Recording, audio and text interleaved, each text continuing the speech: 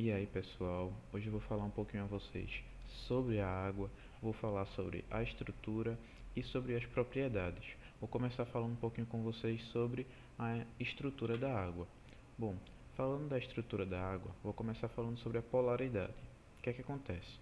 Como muitos de vocês já sabem, a água ela é H2O, ou seja, ela tem dois hidrogênios e um oxigênio. Os hidrogênios são positivos e o oxigênio é negativo, ou seja, tem diferenças de carga. Se ela tem diferenças de carga, ela é polar. Essa questão da água ser polar vai levar a gente para várias propriedades, mas primeiramente quero falar com vocês sobre as ligações de hidrogênio ocasionadas por essa diferença entre os polos. As ligações de hidrogênio ou pontes de hidrogênio, importante falar que ponte de hidrogênio não está sendo muito utilizado hoje em dia. Está caindo bastante em desuso. Em alguns livros a gente ainda tem, mas a maior parte dos locais fala hoje em dia ligações de hidrogênio. As ligações de hidrogênio são justamente ligações que muita gente confunde pensando que é na própria molécula, mas as ligações de hidrogênio são entre as moléculas de água que se juntam, trazendo uma coesão, que já é uma das propriedades que a gente vai falar mais para frente, trazendo uma coesão, fazendo com que elas tenham essa resistência.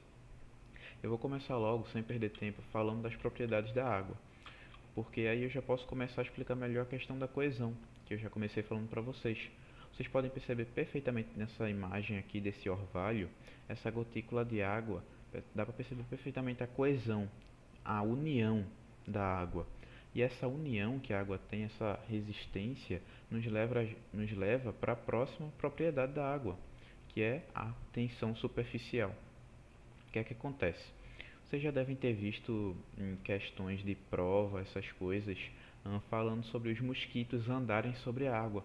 Isso acontece justamente por conta da tensão superficial, que é essa resistência da água. Outra situação que a gente vê além dos mosquitos é quando alguém pula de uma forma errada numa piscina, por exemplo, na água em geral. Quando alguém pula reto na piscina e bate com tudo, você percebe que a água tem essa resistência, que essa resistência da água existe. Isso é justamente tensão superficial, gerada pela coesão. Além da tensão superficial, a gente também tem a adesão. O que é a adesão? A adesão é a capacidade da água de se aderir a superfícies que também são polares, ou seja, ela tem essa capacidade de se aderir nessas superfícies. A coesão, que é essa união, juntamente com a adesão, são responsáveis pela próxima propriedade, que é justamente a capilaridade. Por quê? A capilaridade é essa capacidade da água de se deslocar em superfícies de locais estreitos. A coesão, essa união da água, juntamente com a adesão, essa capacidade de se aderir a superfícies, juntamente geram a capilaridade da água, que é essa capacidade de se deslocar nesses locais estreitos. Você pode ver isso aí muito em questões de seiva bruta e seiva elaborada, que tem esse deslocamento da água. As questões gostam bastante de trabalhar isso daí. A gente vai ter também o calor específico, que como muitos já sabem também, a água tem um alto calor específico. O que isso quer dizer? Quer dizer que ela consegue mudar de temperatura, ter uma mudança de temperatura muito grande sem alterar o seu estado físico. A gente já tem um exemplo aí da praia, por exemplo. Muita gente pensa que de noite, no início da noite, a água estaria fria, porque a noite é mais frio do que o dia. Mas na verdade, no início da noite, na noite em si, a água ela é quentinha. Por quê? Porque durante o dia ela acumulou energia e durante a noite ela está lá mais quentinha.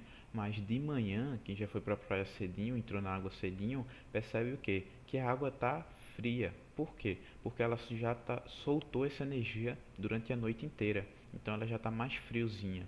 Então, isso já está diretamente ligado com o alto calor específico da água. A gente também vai ter o calor latente. Bom, o calor latente, a água também tem um alto calor latente. Ele é justamente a quantidade de calor necessária para que a água sofra uma mudança de estado físico. Ou seja, a gente vai ter o calor latente de vaporização e o calor latente de fusão. O calor latente também é muito importante para a vida na Terra, porque imagine, por exemplo, um bom exemplo a questão dos organismos de ambientes frios. Como a água ela tem um alto calor latente, a água não iria congelar muito rápido, prejudicando esses seres de ambientes mais frios, entendem? Bom, a gente também tem a propriedade de regulador térmico da água, de regulação térmica da água. O que é que acontece? Que exemplo melhor do que o suor, não é mesmo? Quando a gente está fazendo uma atividade física em que o nosso corpo esquenta muito, o que é que acontece? A gente sua, justamente para regular a nossa temperatura. Essa também é uma das propriedades da água. E por último, gostaria de falar um pouquinho sobre a solubilidade. Com certeza muitos já escutaram que a água ela é um solvente universal. O que é que isso quer dizer?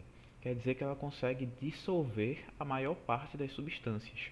Nessa questão aqui da solubilidade, eu quero puxar uma atençãozinha porque tem algumas coisas que a gente pode conversar sobre ela. Puxar essa atenção maior para a solubilidade. Na questão da solubilidade, a gente tem substâncias hidrofílicas e substâncias hidrofóbicas. Atenção ao nome, cuidado. Substâncias hidrofílicas são substâncias que se misturam bem com a água. E substâncias, como vocês podem ver aqui na imagem, bem misturado. E substâncias hidrofóbicas são substâncias que não se misturam bem com a água.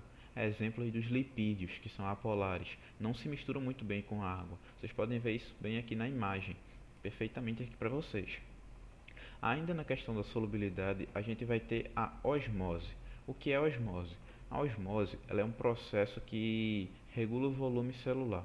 Eu vou explicar melhor para vocês com esse exemplo aqui. A osmose, primeiramente, ela é um transporte passivo, o que quer dizer que ela não gasta energia. Mas eu vou focar numa definição mais simples para vocês. Olha nessa imagem aqui. Como as legendas dizem, esses pontinhos azuis, eles são as moléculas de sal. E esses pontinhos pretos, eles são as moléculas de água. Perceba que aqui, desse lado direito, nesse primeiro copo aqui, a gente tem mais sal do que no lado esquerdo. Ou seja, a água vai sair do lado esquerdo para ir para o lado direito, porque ela vai sair do meio menos concentrado para o meio mais concentrado, justamente com o objetivo de dissolver essa alta quantidade de soluto. Como vocês podem ver aqui nesse segundo copo, que ilustra perfeitamente essa situação. Por que isso acontece? Por que ela sai desse meio menos concentrado e vai para o meio mais concentrado? Justamente para manter um equilíbrio no nosso corpo, para dissolver esse soluto aí, para manter a gente nesse equilíbrio. E isso é muito importante para o nosso organismo. Bom, na questão de água, gostei de focar nessa questão aqui da estrutura e das propriedades da água. Se você chegou até aqui, eu quero agradecer, porque provavelmente você tinha um dos nossos planos pagos. Então, mais uma vez, obrigado e até a próxima aula.